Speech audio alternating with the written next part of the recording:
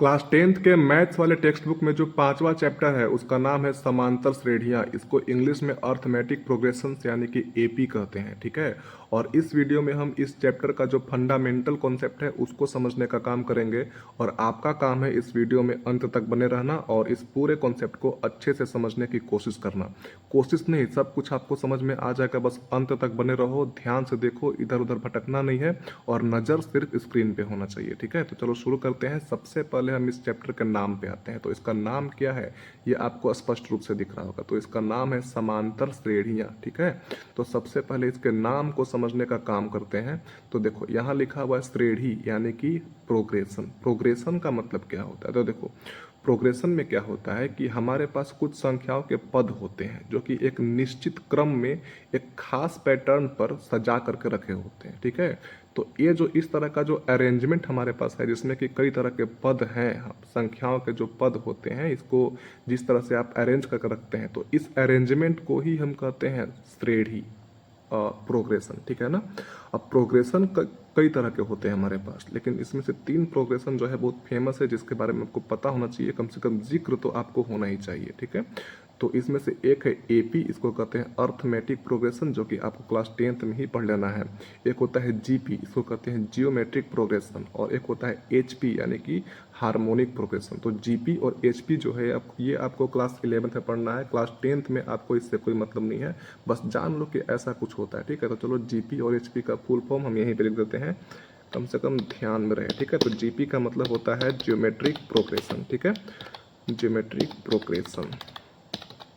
और एचपी का मतलब होता है हार्मोनिक प्रोग्रेशन, ठीक है, हार्मोनिक प्रोग्रेशन, ठीक है। तो इतना आप समझ चुके हैं। तो एपी का, जीपी और एचपी का जो फुल फॉर्म है हार्मोनिक प्रोग्रेशन और जियोमेट्रिक प्रोग्रेशन, ठीक है।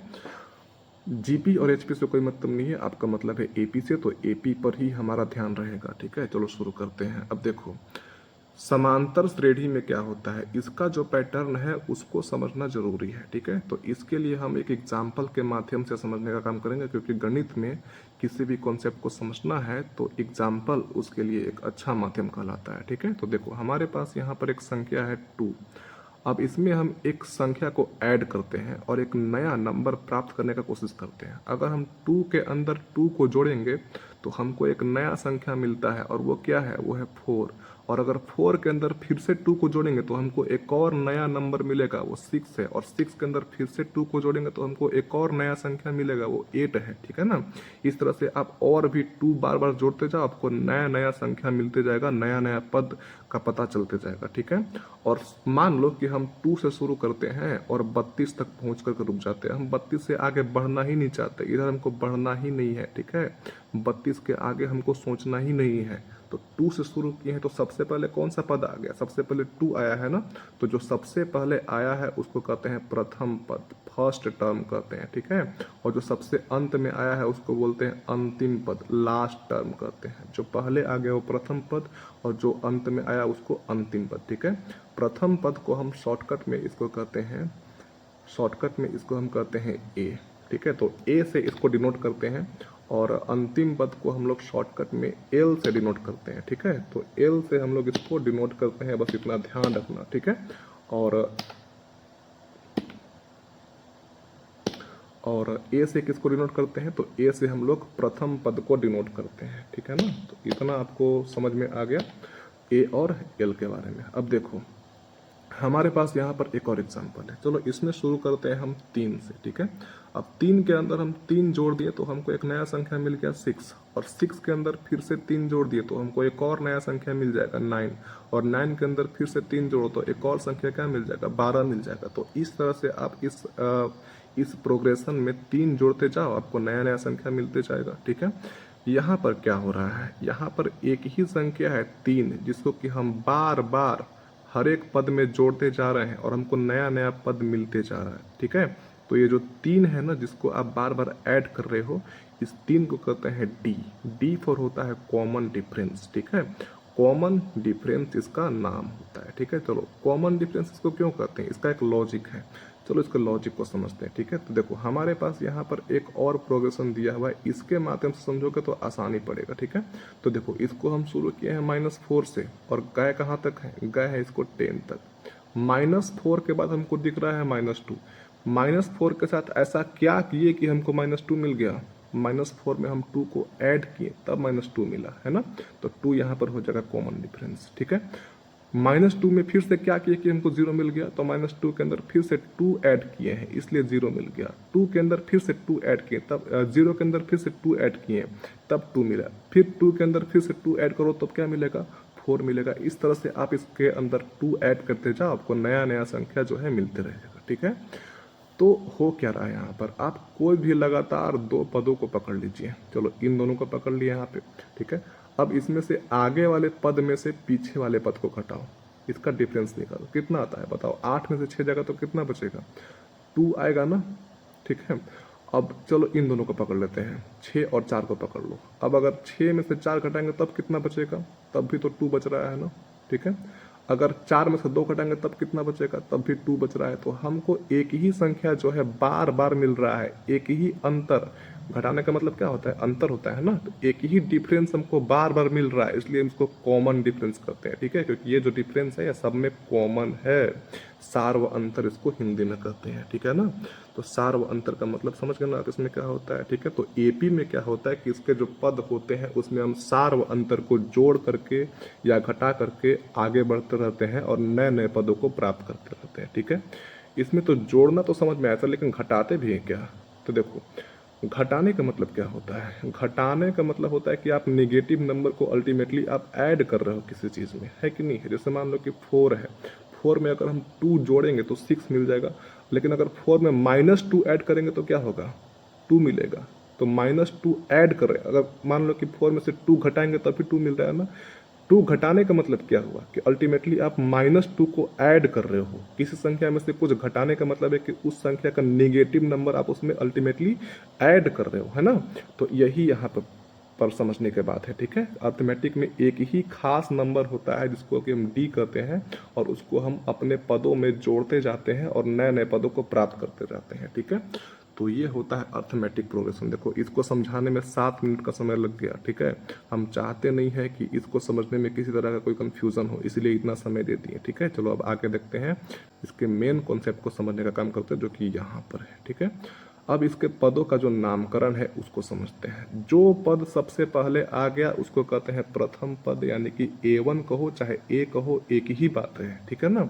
उसके बाद जो पद दूसरे नंबर पे आएगा उसको A2 कहेंगे, जो पद तीसरे नंबर पे आ गया उसको A3 कहेंगे, जो चौथे नंबर पे आएगा उसको A4 कहेंगे, जो पांचवें नंबर पे आएगा उसको A5 कहेंगे, ठीक है। जो छठे नंबर पे आएगा उसको A7 कहेंगे।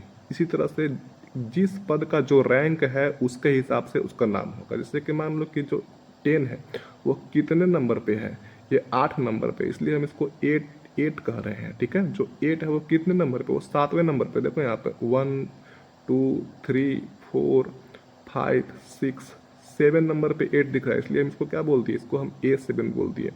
उसी तरह से जो पद 100वें नंबर पे होगा उसको हम A100 कहेंगे। जो पद nवें नंबर पे होगा, जो टर्म nth नंबर पे होगा उसको हम an कहेंगे, ठीक है ना। तो इस तरह से हम पदों का नामकरण करते हैं। अगर ये पद AP के हैं तो इसमें ये पद कैसे आगे बढ़ते हैं, जो पहला पद है उसके अंदर हम D को जोड़ दिए तो हमको दूसरा पद मिल गया, फिर से दूसरे पद में फिर से D को जोड़ो तो तीसरा पद मिल जाएगा, तीसरे पद के अंदर फिर से D को जोड़ो तो चौथा पद मिल जाएगा, चौथे में फिर से D को जोड़ो तो पांचवा पद मिल जाएगा। देखो ना, इसमें हम एक ही खास नंबर को बार बार जोड़ते जा रहे हैं तो हमको नया टर्म मिल रहा है, इसीलिए तो इसको हम AP कहते हैं। यही तो AP का डेफिनेशन में आता है, ठीक है ना। अब इसको समझने का एक और कोई तरीका है क्या, तो देखो इसको समझने का एक और तरीका हमारे पास है। उसके लिए हम आते हैं इस वाले एग्जाम्पल में, ठीक है। कहाँ गया, मिल नहीं रहा, हाँ यहाँ देखो, ठीक है। इस जगह पर ध्यान दो जरा, ठीक है। इसमें हम 2 का टेबल लिखते हैं। 2 का टेबल शुरू कितना से होता है, 2 से होता है ना। तो ये A1 कितना हो गया, 2 हो गया। और मान लो कि इसमें हम AN तक जा रहे हैं और N की जगह पे हम 20 लेते हैं, इसलिए हम इसको A20 बोलेंगे, ठीक है। तो बताओ अगर 2 से शुरू कर रहे हैं तो इसमें हम हर बार 2 को जोड़ते जाएंगे, ठीक है।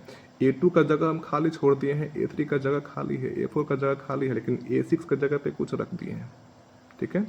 और A16 की जगह पर भी कुछ रखा हुआ है, और AN की जगह पे यानी कि A20 की जगह पर भी कुछ रखा हुआ है यहाँ पे, ठीक है। अब देखो, हमको अगर अगला पद पे जाना है तो हम अभी तक से क्या देखते जा रहे हैं कि पिछले पद में डी जोड़ते जाओ हमको अगला पद मिलेगा, लेकिन हमको बार बार पिछला पद क्यों पता करना है? उतना टाइम तो है नहीं हमारे पास।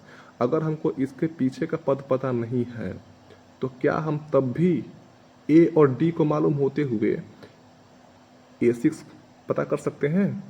अगर हमको इसके पीछे का पद नहीं पता है तब भी क्या हम ए और डी को मालूम होते हुए A16 पता कर सकते हैं? अगर हमको इसके पीछे का और भी पद पता नहीं है, इसके पीछे के जितने भी सारे टर्म से पता नहीं है, फिर भी क्या हम ए और डी के हेल्प से 20th पद 20th टर्म को पता कर सकते हैं? तो हाँ, पता कर सकते हैं। इसका तरीका क्या है? अब देखो, इसका तरीका समझने के लिए पहले इसको मिटा देते हैं, ठीक है। ध्यान दो यहाँ पे, तो जो पहला पद है उसको हम क्या बोल रहे हैं? उसको हम 2 बोल रहे हैं ना, ठीक है। और जो डी है वो कितना है? वो भी तो 2 है।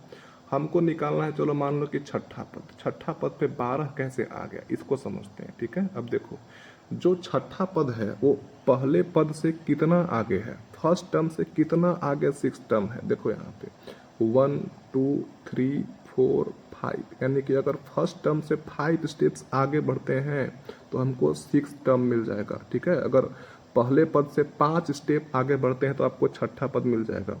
अगर पहले पद से 15 स्टेप आगे बढ़ते हैं तो आपको 16वां पद मिलेगा। अगर पहले पद से 19 स्टेप आगे बढ़ते हैं तो आपको 20वां पद मिलेगा, ठीक है। इस तरह से अगर आपको nवां पद पता करना है तब क्या करेंगे, ठीक है। जैसे देखो, अगर 16वां पद तक जाना था तो आप 15 स्टेप आगे आ गए, ठीक है। मतलब इससे एक कम आ गए हैं, 16 से एक कम आ गए हैं। जैसे आपको छठा पद चाहिए था तो आप 5 स्टेप आ गए हैं। देखो यहाँ पे 1 2 3 4 5, 5वां नंबर पे है ना, ठीक है। तो 6 में से एक जगह तो 5, 5वें नंबर पे और 5 स्टेप आगे बढ़ते हैं तो हमको छठा पद मिलता है। उसी तरह से अगर n-1 स्टेप आगे बढ़ते हैं तो हमको nवां पद मिल जाएगा ना, ठीक है। अब देखो, अगर हमको 5 स्टेप आगे बढ़ने पर छठा नंबर का पद मिल रहा है तो हम क्या करते हैं? पहले पद में हम 5 बार कॉमन डिफरेंस को ऐड कर देते हैं तो हमको छठा पद मिल जाएगा, है ना। देखो 5 बार यानी कि 5 गुना करना पड़ेगा ना, ठीक है। 5 टाइम्स करना है तो 5 से मल्टीप्लाई करना पड़ता है।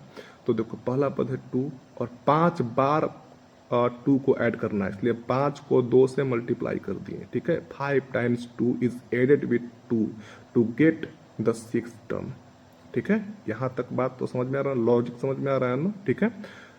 कोई दिक्कत नहीं है। इसी तरह से अगर 16वां पद पता करना है तो आपको 2 में 15 बार 2 को ऐड करना पड़ेगा, ठीक है। अगर आप 2 में 15 बार ऐड करते हो, किसको? अगर 2 में हम 15 बार 2 को ऐड करते हैं, ठीक है। अगर 2 में हम 15 बार 2 को ऐड करते हैं तो हमको क्या मिलता है? हमको मिलता है 32, ठीक है। इतना बात आपको समझ में आ रहा है कि नहीं आ रहा है, ठीक है। 15 बार क्यों ऐड किए? क्योंकि 15 स्टेप आगे है। हम अगर 15 स्टेप आगे बढ़ेंगे तो 15 बार ही 2 ऐड करना पड़ेगा, इसलिए 15 से 2 गुना कर दिए तो 32 मिल गया ना। वैसे ही अगर हमको nवां पद पता करना है तब क्या करना पड़ेगा? तो इसके लिए थोड़ा सा और यहाँ पर देखो, अगर हम ए में अगर हम ए में एक बार डी जोड़ते हैं तो हमको दूसरा टर्म मिल गया, ठीक है। और अगर हम ए के अंदर 2 बार डी जोड़ेंगे तो हमको तीसरा पद मिल जाएगा। अगर हम ए में 3 बार डी जोड़ेंगे तो हमको चौथा पद मिल जाएगा।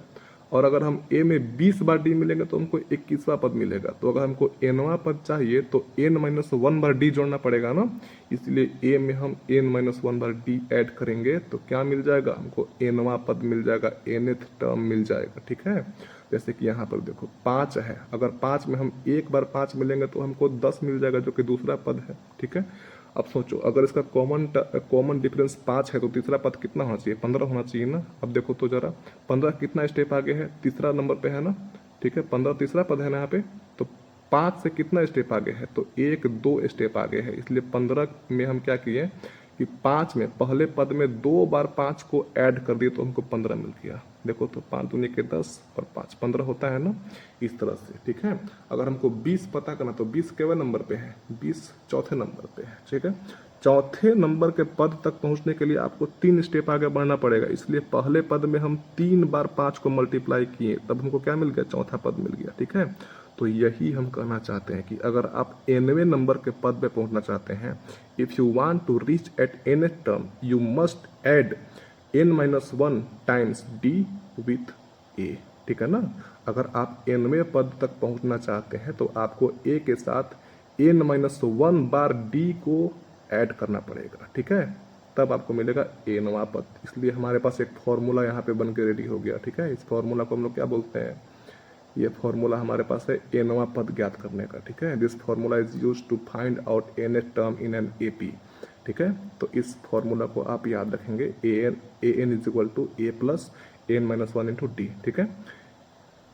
an का मतलब nवां पद, a का मतलब प्रथम पद, फर्स्ट नंबर पे कौन आया था, तो a आया था, ठीक है। d का मतलब सार्व अंतर, कॉमन डिफरेंस d है, बस इतना रख दो तो आपको क्या मिल जाएगा, आपको मिल जाएगा nth टर्म, ठीक है। अब d निकालना है, तो d निकालने का क्या तरीका हमारे पास है, डी निकालना बहुत आसान होता है, खास करके एक एपी में। अगर आपके पास एक एपी है, अगर आपके पास एक अर्थमेटिक प्रोग्रेशन है तो उसमें डी निकालना है तो क्या करेंगे पता है, बस अगले पद में से पिछले पद को घटा दो, ठीक है। बस अगले वाले पद में से पिछले वाले पद को घटा दो, माइनस कर दो, तो आपको मिल जाएगा डी, कॉमन डिफरेंस मिल जाएगा। कैसे मिलेगा पता है, देखो यहाँ पे हमारे पास यहाँ पर एक प्रोग्रेशन दिया हुआ है, 6 है, 6 के बाद 10 आया, 10 के बाद 14 आया, 14 के बाद 18 आया और 18 के बाद 22 आया। अगर हमको इस प्रोग्रेशन में डी का मान पता करना है तो क्या करेंगे, बस कोई भी दो पदों को पकड़ लो यार, एकदम ईजी तो है, कोई भी दो पद पकड़ लो, ठीक है। तो देखो हम इन दोनों को पकड़ लिए, 18 और 22 को, ठीक है। अब इसमें आगे कौन सा है, आगे 22 है और पीछे है 18, बस 22 में से 18 घटा दो, कितना आता है, 4 आता है, 4 हो गया डी, ठीक है। अब मान लो कि हम 18 और 14 को पकड़ लेते हैं, 18 और 14 को पकड़ते हैं, तो आगे में से पीछे घटा दो, 18 में से 14 जाएगा तो कितना बचेगा, 4 बचेगा ना। फिर से हर बार आपको एक ही संख्या मिलने वाला है, इसलिए इसको कॉमन डिफरेंस कहते हैं, ठीक है ना। तो डी निकालने का तरीका बहुत आसान है, बस अगले वाले पद में से पिछले वाले पद को घटाते चलो, आपको डी मिलता जाएगा, ठीक है। बस एक ही बार तो करना है, डी मिल जाएगा, हर बार तो डी एक ही आता है, ठीक है। तो इस तरह से आप डी पता कर सकते हैं, डी और ए आपको पता है, और आपको किसी भी नंबर का पद पता करना है इस किसी भी तरह के एपी में, तो आप इस फॉर्मूला का यूज़ करके पता कर सकते हैं, ठीक है। इसलिए ये फॉर्मूला हमारे लिए बहुत इंपॉर्टेंट है, और बोर्ड वाले एग्जाम में इस फॉर्मूला पे क्वेश्चन आने का उम्मीद हमेशा रहता है, ठीक है। तो इसको आप इग्नोर नहीं कर सकते हैं, ध्यान देना पड़ेगा, ठीक है। और एक बात और याद रखिएगा कि अगर किसी एपी में आप फॉरवर्ड जाते हैं, अगर आप आगे की तरफ बढ़ते हैं तो आपको कॉमन डिफरेंस को ऐड करना पड़ेगा, ठीक है।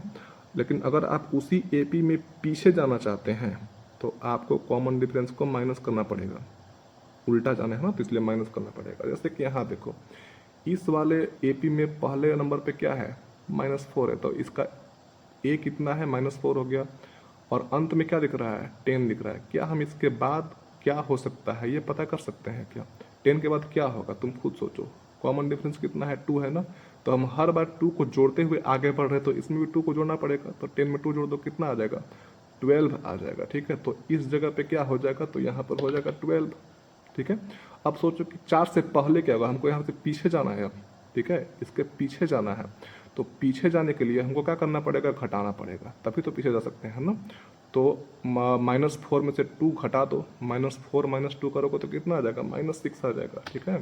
तो यहाँ पे क्या हो जाएगा, -6 हो जाएगा। तो इस तरह से आप जो है एपी में अगले पद को पता कर सकते हैं या फिर पिछले पद को पता कर सकते हैं। जैसे कि 4 के लिए 4 के बाद आगे क्या आएगा, तो बस 2 को ऐड करो, 6, 4 से पीछे क्या आएगा, तो 2 को माइनस करो, 2, ठीक है ना। तो ये तरीका है, बस यही समझाना चाहते थे, यही है फंडामेंटल कॉन्सेप्ट है एपी का, ये इंट्रोडक्शन था बस एपी का, ठीक है ना। इतना पता होगा तभी आप इस चीज़ को समझ सकते हैं, इस पर आधारित क्वेश्चन को कर सकते हैं, और इस पे बेस्ड जितने भी कॉन्सेप्ट्स हैं उसको समझने के लायक आप तभी हो सकते हैं जब आपको ये सब पता होगा, ठीक है। इसके बाद एक कॉन्सेप्ट और रह जाता है, और वो है sum of first n terms of an AP. AP के प्रथम एन पदों का योग कैसे करते हैं, ठीक है। मान लो कोई आपके पास एपी दिया हुआ है तो उसके शुरू के एन पदों को जोड़ते कैसे हैं वो आपको सीखना पड़ेगा। तो उसका फॉर्मूला अलग होता है, वो आपको किसी और वीडियो के माध्यम से समझाने का कोशिश करेंगे जब मौका मिलेगा तब, ठीक है। इस वीडियो में हम आपको बस इतना ही समझाना चाहते थे क्योंकि यही है एपी का फंडामेंटल कॉन्सेप्ट, ठीक है। एपी क्या होता है, कम से कम इसको फील कर लो कि क्या होता है, ठीक है। बहुत जगह पे टीचर आपको फील ही नहीं करवा पाते हैं कि एपी का मतलब क्या है, बस लिखवा दिया जाता है कि A1 A2 A3 सीधा लिखो ए का AN is equal to A plus N-1 into D. इस तरह का पढ़ाई हमारा काम का नहीं होता है, ठीक है। जब तक से कि आप कॉन्सेप्ट से दोस्ती नहीं करते हो, जब तक से कॉन्सेप्ट को आप समझ नहीं पाते हो, फील नहीं करते हो, तब तक से मैथ्स पढ़ने का या फिर साइंस पढ़ने का मज़ा ही नहीं है, ठीक है। तो उम्मीद है कि आपको समझ में आया है और बस इतना ही है। मिलते हैं किसी और वीडियो में, तब तक के लिए और भी वीडियो हमारे चैनल पे, इसको देखिए, लाइक कीजिए, कमेंट कीजिए, शेयर कीजिए, सब्सक्राइब कीजिए, जो करना है कीजिए, घंटा भी दबा दीजिएगा, ठीक है, बेल आइकन, ताकि और भी वीडियो का नोटिफिकेशन मिल जाए। Okay, bye.